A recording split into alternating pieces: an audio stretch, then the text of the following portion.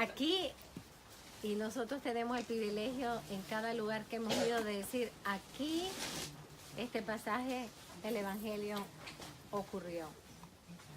Siempre leemos el Evangelio en nuestras casas, lo leemos y lo escuchamos cuando vamos a la Santa Misa o en nuestros grupos de oración. Y siempre estamos hablando de un evento de la vida de Cristo, un evento de la vida de nuestra Madre. Sin embargo, en Tierra Santa, podemos decir en cada uno de estos lugares, aquí aconteció este evento. Y yo siento que ese aquí nos tiene que estremecer. ¿Y por qué nos tiene que estremecer? Primero porque es un privilegio, un regalo de Dios que nosotros estemos aquí. ¿Cuánta gente quisiese venir algún día a Tierra Santa y no puede? Y nosotros poder tocar la tierra, caminar, como nos habló ayer el Señor, sobre la misma tierra que caminó Jesús y nuestra Madre, es un inmenso privilegio. Estar como estuvimos ahora celebrando el don de los dones, que es la Santa Eucaristía, sentaditos sobre la misma piedra que estaban San Juan, San Pedro y Santiago, junto con Moisés y Elías, que estaban al lado del Señor. A veces el misterio que estamos viviendo es tan grande que no nos damos cuenta de su trascendencia. Pensar que nosotros estamos 2000 años más tarde sentados en la misma roca, que nosotros estamos en el mismo lugar donde el Señor se transfiguró, donde apareció Elías, Moisés, y donde están los 3 apóstoles. Y vamos a hablar de eso. Ese hecho para mí es importante porque mi reflexión no es tanto de la transfiguración en sí, aunque voy a tocar algunos temas, es más aplicar la transfiguración a nuestra vida. Ya Padre nos dio una homilía muy hermosa y muy profunda sobre la transfiguración. Pero ¿qué significa ese evento? Y para eso hay que entrar en las Escrituras a ver los detalles. En realidad hay 2 evangelistas que nos narran el evento de la transfiguración y que yo considero que hay que leer los 2 juntos. Por eso en el libro se los puse juntos. A San Marcos, que es el más corto, siempre Marcos narra todo más corto. Y luego tenemos a Lucas, que siempre narra con muchos más detalles. Si los ponemos juntos hay detalles que no podemos dejar pasar. En primer lugar, quiero que noten que el Señor nos regaló una tienda. Podríamos estar allá afuera, podríamos estar en cualquier lugar, pero nos dio una tienda, ¿verdad? Para que tengamos nuestra reflexión o podamos, aunque sea, meditar un poco sobre esta palabra que hemos escuchado y este evento que sucedió aquí, en este lugar. Primero que nada, ¿qué ha pasado antes de la transfiguración? Porque nosotros estamos visitando los lugares más importantes, pero en los evangelios hay una secuencia. Hay eventos que suceden antes. Y lo primero que quiero que noten cuando lean los evangelios es que Jesús es muy específico. Me encanta eso del Señor. Dice 4 días después, 3 días después, 6 días después, o en la tarde, o en la mañana, o al amanecer. O sea, siempre nos deja datos para que nosotros no solamente nos imaginemos, pero nos demos cuenta cómo Él actuaba. ¿Qué ha pasado antes de la transfiguración? Ha pasado algo muy importante, la profesión de fe de Pedro. Segundo, el primer anuncio de la pasión del Señor. Anuncio que nunca querían escuchar. Y esto es muy importante.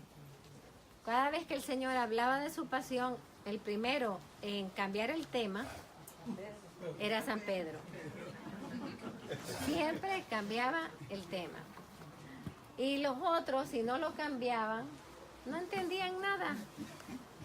No entendían absolutamente nada. Y tenemos incluso en otro momento que ya se ha hablado de la pasión y viene la mamá, las mamás al fin. Qué paciencia la del Señor, porque aguantar esa mamá, la mamá de Juan y Zebedeo, que viene ella muy mamita a decirle al Señor que si sus hijos van a ocupar la mano derecha y la mano izquierda en el reino. Y el Señor que les contesta.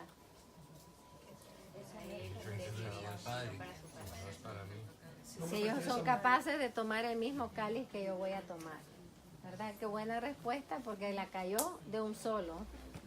Y segundo, ubicó que el reino de los cielos no se trata de puestos. El reino de los cielos se trata de amar. Y de amar hasta el extremo, como lo vamos a ir viendo cuando vayamos hacia Jerusalén. Pues en la narración de Marcos dice que 6 días después, Lucas dice que fueron 8 días después. Estamos entre 6 y 8, no importa, pero lo que estamos diciendo es que unos días después de la profesión de Pedro y de la pasión, el primer anuncio de su pasión, el Señor viene aquí. Y hay que preguntarse, ¿por qué después del primer anuncio de la pasión el Señor se transfigura? ¿Por qué no lo hizo al principio de su misión? Bueno, porque hay una razón. Si el Señor ha hablado que va a morir, que lo van a apresar, que va a ser torturado, que va a ser golpeado, el Señor tiene que dar una prueba de su divinidad, para que esa prueba sea un consuelo para los apóstoles, como lo hace en nuestra vida. Muchas veces el Señor nos hace experimentar una gracia especial y después tenemos una dificultad. ¿Pero por qué nos permitió esa gracia? Para tener la fuerza, el consuelo, la sabiduría, el discernimiento para enfrentar esa situación. El Señor ha hablado de su pasión y viene aquí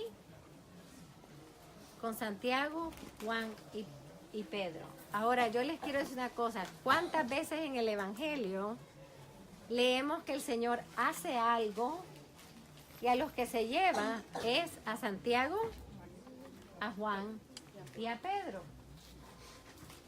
O sea, ¿qué estamos viendo aquí? Resurrecciones, ¿las vieron?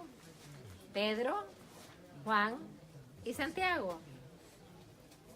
La mayoría de los milagros fueron testificados por Pedro, Santiago y Juan. ¿A quién le dice el Señor, subamos la montaña? No en bucecito, ¿ah? Caminando, caminando. Aquí estamos, volvemos a ver, caminar, ¿no? El Señor le dice, caminemos, subamos este monte. Ellos no saben para qué. Y suben con el Señor. Y aquí el Señor no lo hizo con los 12, ¿ah? Lo hizo con 3. Con Pedro, con Santiago y con Juan. Se transfigura. O sea, revela cómo va a lucir después de su resurrección. Revela su divinidad. Ahora podemos, primera pregunta, para irnos ubicando en cómo el Señor, la pedagogía de Jesús. ¿Por qué el Señor en los momentos importantes solo se lleva 3? Y los mismos 3, o sea, Él lo iba turnando. Lo primero que el Señor nos quiere decir es que Él es libre de elegir a quien Él quiere, cuando quiere y como quiere. Él es siempre libre en sus elecciones. Y que hay personas que son elegidas para participar más de cerca de la palabra, de los hechos y los acontecimientos del Señor. Y el resto no se puede poner ni celoso ni envidioso. Aquí el Señor empieza a decir, cada uno respete la elección que Dios ha hecho. Y fíjense que el Señor, que es todo justo tiene la libertad plena de elegir a unos cuantos para revelar las cosas más íntimas o más gloriosas o más fuertes a solo 3. No se los revela a todos. Así que ya vemos que Él tiene 3 más cercanos a su corazón.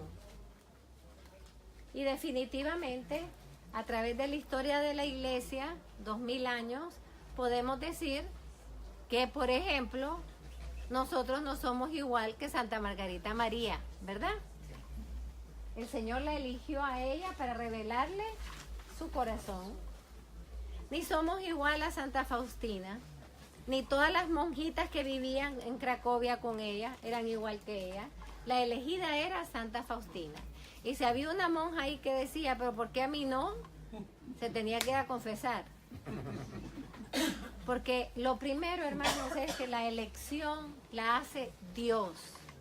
Por eso Jesús dijo, ustedes no me eligieron a mí. Yo los he elegido a ustedes. Siempre a estos momentos lleva a los mismos 3. Interesantemente también a esos mismos 3 que vieron todas estas maravillas, los llevó a Getsemaní. O sea, tiene todos sus diálogos con los 12, pero a la hora de ir, a la hora de más sufrimiento, ¿a quién se lleva? A estos mismos 3. A los 3 que habían visto la gloria, los lleva a ver su dolor, su agonía. ¿Y qué hacen estos maravillosos 3? Se duermen. O sea, por eso estoy diciendo, vamos viéndonos. El Evangelio es la vida de Cristo y el Evangelio es nuestra vida. Vamos viéndonos cuántas gracias, cuántos milagros, cuántas intervenciones de Dios hemos visto en nuestra vida. Y en el momento que Dios más nos necesita, nos quedamos dormidos. De muchas formas, no solamente física. Ay, no puedo ir. Ay, no puedo hacer ese servicio. Ay, no, que en el próximo. Yo siempre digo, yo soy muy evangélica. Evangélica no, usted sabe. Cuidado del evangelio. El Señor dice, mientras tengan luz, caminen. Y esa palabra a mí siempre me ha impactado. ¿Qué quiere decir el Señor? Si hoy puedes, hazlo hoy, porque tú no sabes si mañana va a estar oscuro.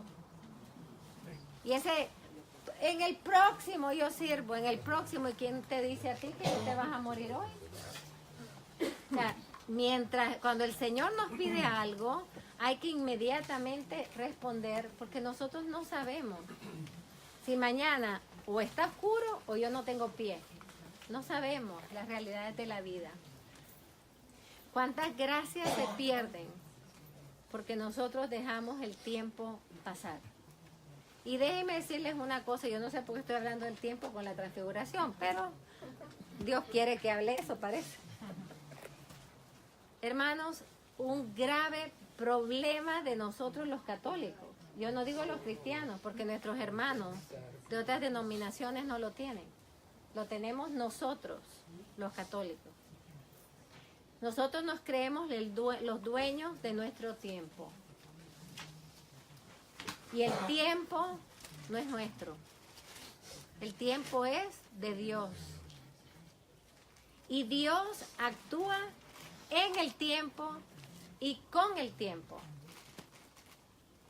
¿Cuántas veces yo me encuentro personas, para mí eso me duele mucho, personas ya mayores, o sea, de la edad que tienen, ya no pueden, y me dicen, madre, yo he vivido toda la vida sufriendo porque yo quise ser religiosa y mis padres no me dejaron. Y yo oigo aquello y mi corazón de verdad que se me exprime. Porque estamos hablando de que nosotros solo tenemos una vida. Y lo que hacemos de esa vida Tiene que ser para dar gloria a Dios y para responder a la voluntad de Dios. Y estas personas se sienten su vida desperdiciada. Gracias a la misericordia de Dios, nada nuestro se desperdicia. Pero mucho de lo que pudo ser, no fue. Y nosotros no podemos tapar el sol con un dedo. Ah, no importa, no fui. No importa. Sí, sí importa. Si tenías que estar ahí y Dios tenía una gracia para ti y tú no fuiste, sí importa. Si no estamos en el lugar donde tenemos que estar, en el momento que tenemos que estar, Dios puede pasar y visitarnos. A mí eso me impresiona. Que él, cuántas veces Él dice, puedo pasar, visitar y no están. ¿Qué tal si el día de la presentación, por ejemplo, no hubiera estado Simeón y Ana? Llevaban 70 años yendo todos los días al templo. ¿Qué tal si ese día dice Simeón, 70 años y nada, hoy no voy a ir? ¿Qué hubiera pasado? Se hubiera perdido de ver al Salvador. Y por eso, después que lo ve, dijo, ya me puedo ir, Señor. Mis ojos han visto la salvación. Qué diferente hubiese sido la historia de Navidad si las personas que vivían en Belén hubieran abierto las puertas de su casa a San José cuando tocaba y le hubieran permitido a la Virgen dar a luz al niño Jesús en su casa. Ahora sus casas serían el lugar de peregrinación. Pero hubieran tenido el privilegio de que el Salvador naciera en su hogar. Pero ¿cómo estaba ocupada la casa? Lo dejaron pasar. Hermanos, con esto, no sé ni por qué estoy diciéndolo, pero ya que se los dije, es que tomemos responsabilidad de las decisiones que hacemos. Yo me acuerdo de una persona que el Señor una vez él me dice, el Señor me está llamando a ir a la peregrinación de los dos corazones, hace años, porque quiero encontrarme con el corazón de Jesús y de María. Y después, a las pocas semanas, dijo, no, mejor voy a la que hagan la próxima. Y esa persona murió al mes. Y a mí esas cosas que van pasando en nuestra vida cotidiana, estos eventos, me van enseñando mucho. De que si el Señor te lo puso enfrente es porque lo quiere ahora, no lo quiere después. Por eso les digo, el tiempo no es nuestro. Y parte del discernimiento, a mí cuando me dicen, madre, ¿usted cómo discierne las cosas? Yo, súper sencilla. ¿Qué hora es? Siempre digo eso, ¿qué hora es? Porque el Señor dice en Eclesiastés que hay un tiempo para cada cosa. Entonces mi discernimiento es este el tiempo para hacer esto que el Señor me ha dicho que haga o no es el tiempo? Y si es el tiempo, a correr. Pero bueno, no sé por qué dije, pero bueno, por algo lo dije y voy a regresar a la transfiguración. Bueno, aquí el Señor los trae, esto es importante, dice Marcos, que los trae aparte. Y muchas veces nosotros estamos por 13 días apartados de las realidades cotidianas de nuestro mundo. Nos trajo aparte para hacer algo con nosotros, para decirnos algo, para hablar a nuestro corazón, para sanarnos, para liberarnos. Dios tiene un plan con cada uno de nosotros y por eso nos trajo aparte. Nos tiene que sacar. Cada vez que Dios quiere hacer algo fuerte con nosotros, nos tiene que sacar y apartarnos de nuestra vida diaria, de las preocupaciones de las vidas cotidianas. Allá el que las traiga en la mochila, ¿verdad? Porque hay que dejarlas en las manos del Señor porque nos necesita apartados de todo para poder hacer su obra.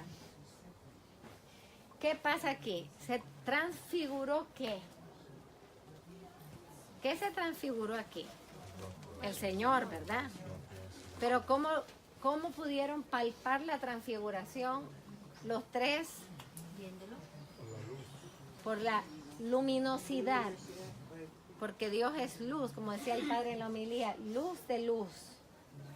Luz de luz. Y por eso en cada manifestación de Dios y de la Virgen está todo lleno de luz. Pero le dieron dos cosas. El vestido como Reluciente.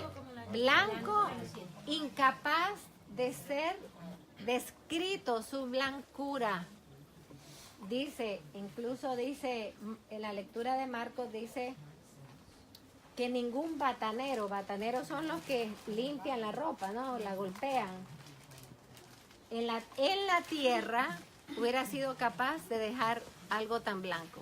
O sea, estamos hablando de una blancura celestial. En la lectura de Lucas habla del rostro, que el rostro se transfigura, o sea, el rostro se ilumina. El aspecto de su rostro se transformó. Entonces vemos el aspecto de su vestido y el aspecto de su rostro. ¿Qué tiene que ver eso con nosotros?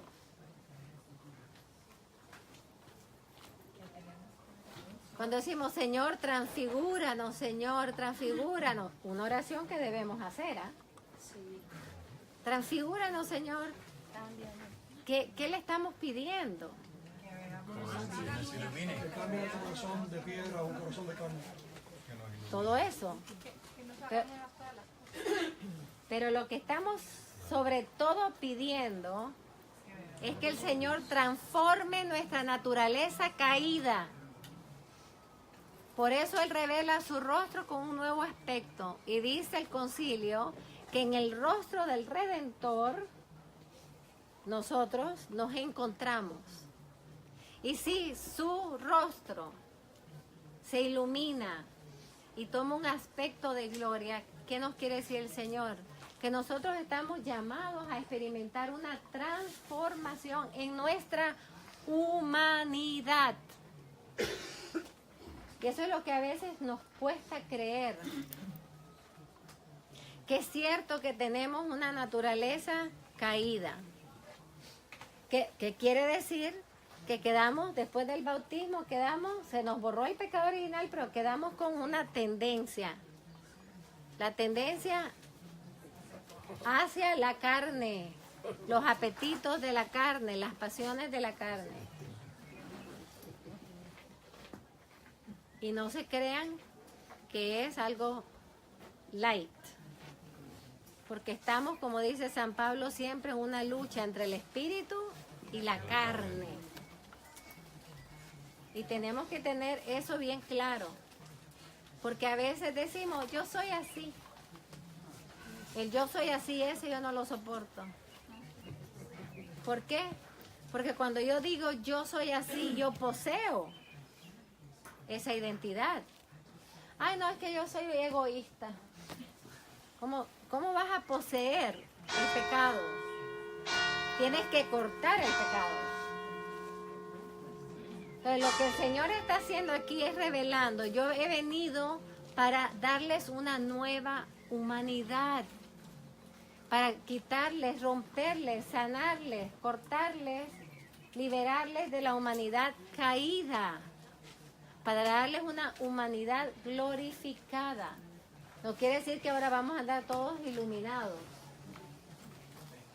Pero lo que quiere decir es que nuestra vida va a ser vivida llena de luz.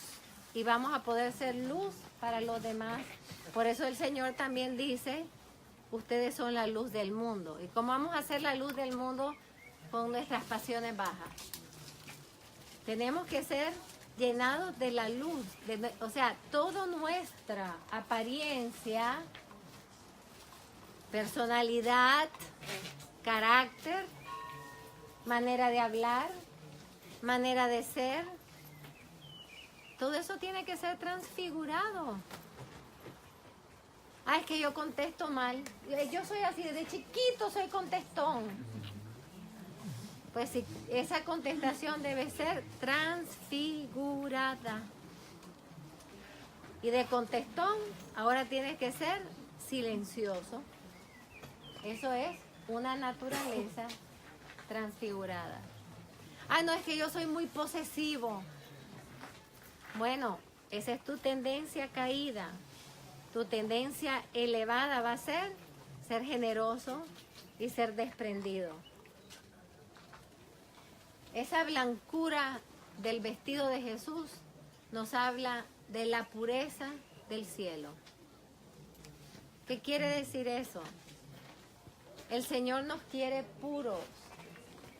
¿Quién se acuerda cuál es la promesa para los puros de corazón? Verán a Dios. Hermanos, la pureza no es opcional, porque al cielo no entra nada impuro.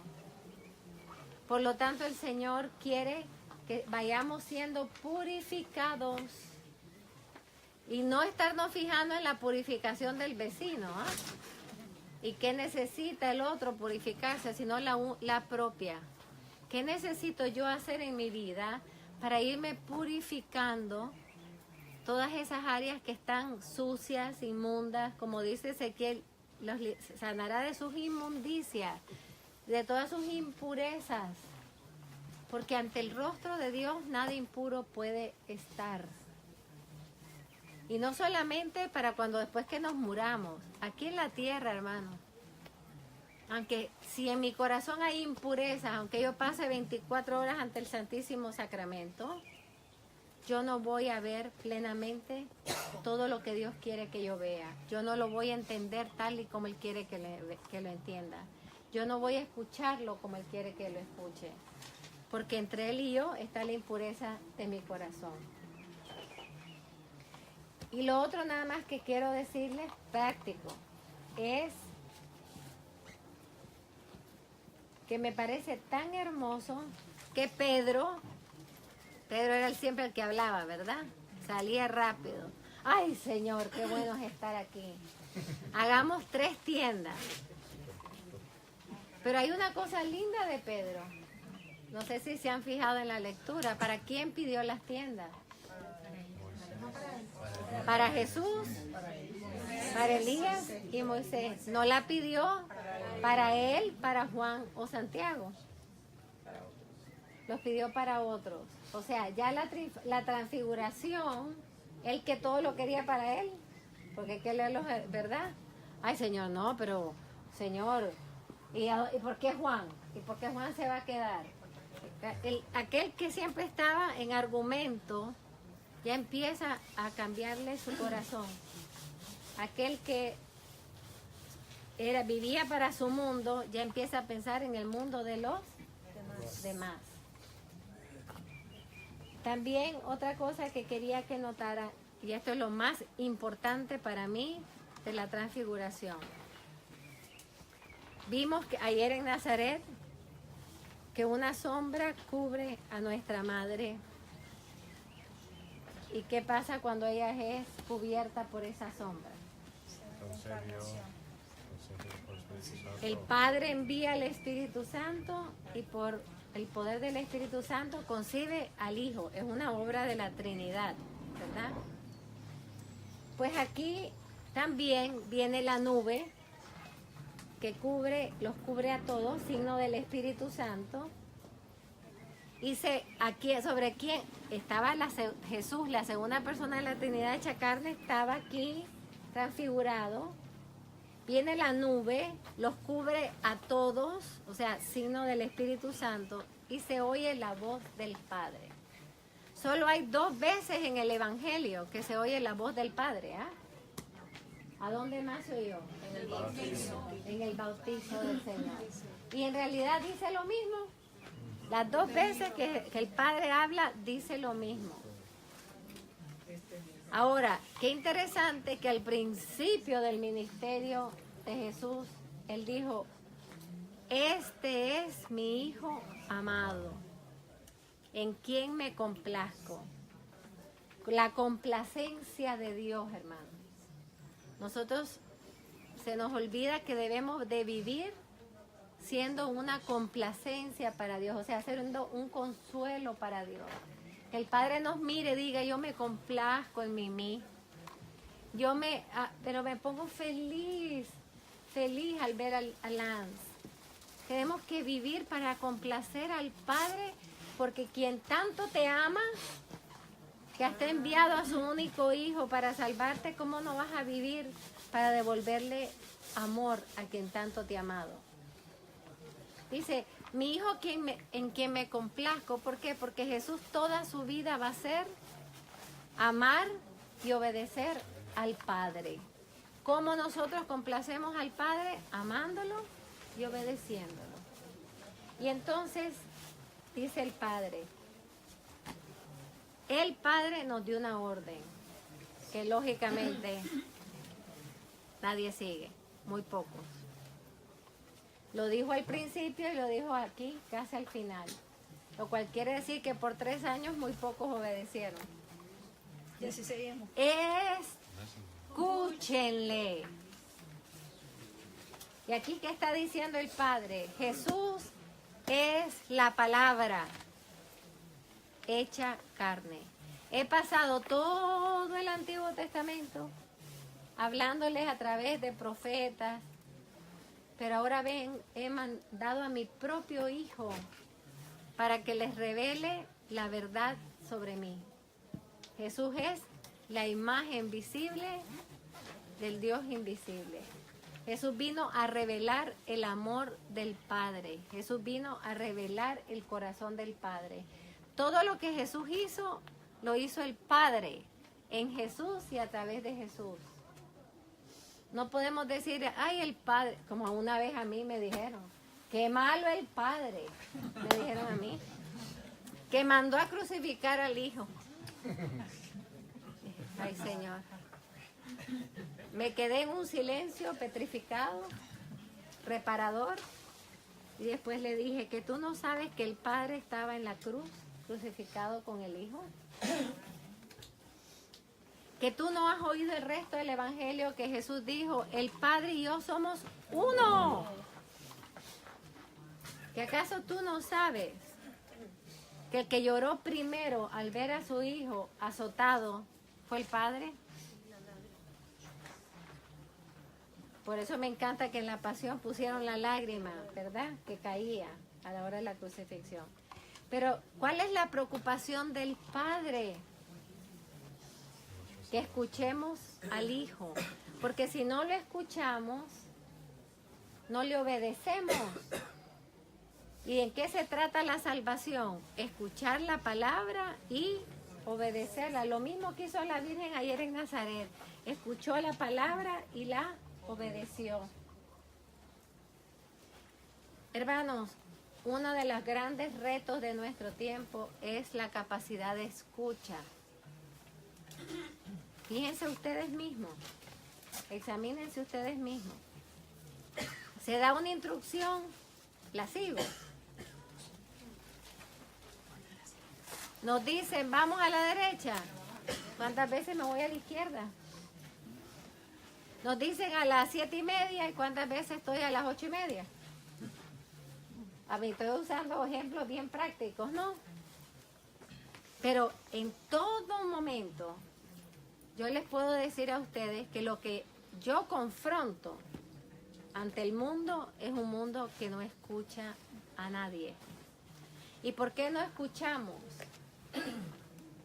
Porque hay demasiadas voces. Y cuando hay mucho ruido, cuando hay muchas voces, no se entiende a nadie, ¿verdad? Por eso Juan Pablo le dijo, lo último que le dijo a los jóvenes es, en ustedes se batallan 2 voces. La voz de Satanás y la voz de Cristo. Y concluyó haciéndoles la pregunta, ¿a quién van a escuchar? Porque la de Cristo viene directa. La de Cristo no tiene que usar estrategias para decirte lo que te quiere decir. Ante todo está en las Sagradas Escrituras y se nos explica en el magisterio y en la tradición de la Iglesia. Pero la voz de Satanás viene de muchas formas. Viene a través de un amigo que te dice, no seas tonto, prueba la droga, niño. No seas tonto. ¿Y para qué vas a ir a misa? Si el cura ese es aburrido. Viene de tanta forma. Ay, ni te acerques, que ni te van a saludar. O no te confieses porque No te confieses porque el cura es más pecador que tú. O sea, la voz de Satanás se disfraza. Y como se disfraza, si no tenemos bien puestos los oídos en la voz del Señor, en su palabra, no lo sabemos distinguir. ¿Qué es? Eso ya vamos a ir cuando vayamos al monte de las tentaciones. Porque Jesús puede con la palabra conquistar a Satanás. Pero nosotros no conquistamos con la palabra porque nosotros no la escuchamos.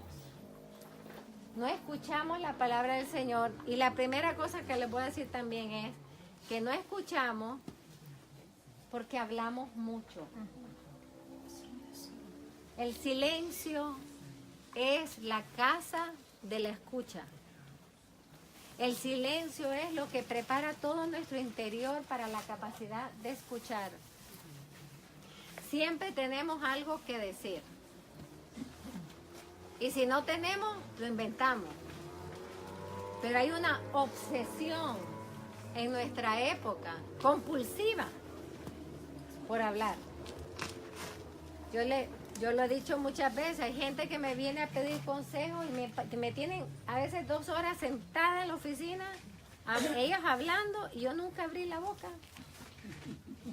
Y se supone que me vinieron a pedir un consejo. y después le dicen gracias. Y después me dicen, gracias por su consejo. Y yo digo, bueno, Señor, tú usas todo. O sea, la persona habló su problema, se dijo lo que quería, se buscó su solución inventada, que no tenía nada que ver con el problema, y al final se fue. A veces hay personas que estamos dialogando. Yo no sé, yo aprendí de pequeña que cuando alguien habla, yo me callo para escuchar a la persona, ¿no? ¿Cuál es nuestra cultura? Empezando por la televisión. ¿Han visto los talk shows? Una pregunta y las 7 personas contestan, se gritan y al final ¿ustedes entendieron algo? ¿Qué nos está enseñando la cultura? Ni a escuchar, ni a escucharnos. Y por lo tanto, ¿cómo vamos a escuchar a Dios si ni sabemos escucharnos nosotros mismos? Ay, no me digas nada, no me digas nada, si no he abierto la boca. Hermanos, la falta de escucha está destruyendo la fe católica. La falta de escucha a Dios está vaciando nuestras almas. La falta de escucha a Dios nos está permitiendo a nosotros recibir un montón de voces interiormente. Y por eso no se transforma la mente. No se transforma la mente. Y la mente, hermano, solo la transforma Dios y su verdad. Resulta que el Señor dice, dejen que los niños se acerquen a mí, si de gente como ellos es el reino de los cielos. Y nosotros todos queremos ser gigantes. Ay, no, yo quiero tener todo lo grande.